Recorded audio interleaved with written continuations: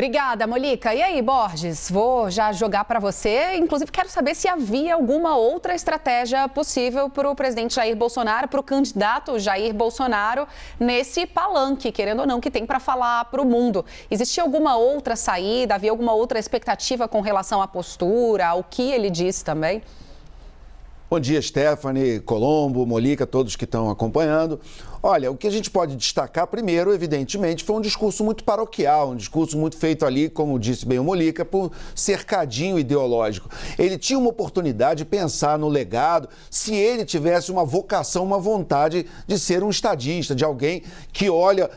vamos pensar o seguinte, por que o Brasil tem essa deferência de abrir a Assembleia Geral da ONU? Pela história do Brasil em relação à participação de diplomatas brasileiros, desde Oswaldo Aranha, em situações assim muito simbólicas de união, de restabelecimento da paz, do nascimento do Estado de Israel em 47, enfim, uma série de momentos importantes onde o Brasil teve uma participação importante e a gente ganhou essa deferência. Mas a gente não ganhou essa deferência para dar palanque para político em campanha fazer discurso de campanha. Isso não é para isso que a gente ganhou esse espaço da Organização das Nações Unidas. Então, de certa forma, a gente está usando aquele espaço de uma maneira indevida. Esse é um ponto importante.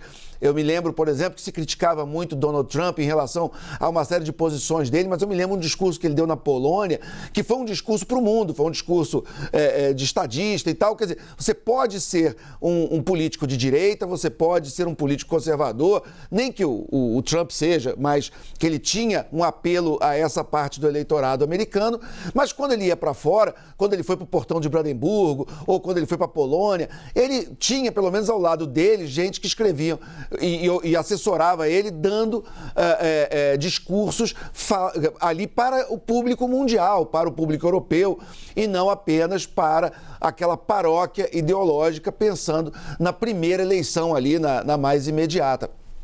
Então, esse é o primeiro ponto. O segundo ponto é que o teor do discurso, evidentemente, tem muita narrativa ali eleitoral que não corresponde aos fatos, que não é verdade. Eu me lembrei daquela frase que sempre se repete, que é muito boa, que é: o que é bom não é novo e o que é novo não é bom, né? Quer dizer, ele, de alguma forma, ele tentou trazer para ele coisas que não são do governo dele, uma coisa que vira e mexe ele faz, né? Eu me lembro, por exemplo, há um ano eu fui dar uma olhada qual era o assunto do discurso dele na época do ano passado e estava se falando em Coronavac, que enquanto ele publicamente falava mal da Coronavac, o governo dele comprava 100 milhões de doses. Então, assim, você morde e assopra, manda mensagem para cá e para lá, que é uma estratégia de populistas, enfim, que trabalham com o que o George Orwell chamava de duplo pensar. Além disso, você tentar, naquele ambiente, passar uma ideia que o Brasil, como um campeão das questões ambientalistas, é uma brincadeira, né? Alexandre, é subestimar a inteligência das pessoas. Essa comparação aí que você fez com discursos anteriores, eu queria também aproveitar para saber de vocês se vocês acham que foi um discurso mais maduro neste ano do que na comparação com os discursos anteriores do presidente. Olha, Rafa, foi um discurso que você vê a mão da chancelaria longe da influência do gabinete do ódio e do Ernesto Araújo, né? Quer dizer, quando você tinha à frente do Itamaraty Ernesto Araújo, que na verdade ele era um representante ali daquela turma mais ideológica, ele inclusive tem aquela frase que eu acho que é a que todo mundo eternamente vai associar a Ernesto Araújo, quando ele diz: se é para sermos um pária internacional, sejamos um pária. E ele implementou isso, ele tinha estratégia de colocar o Brasil como pária e ele levava isso a sério.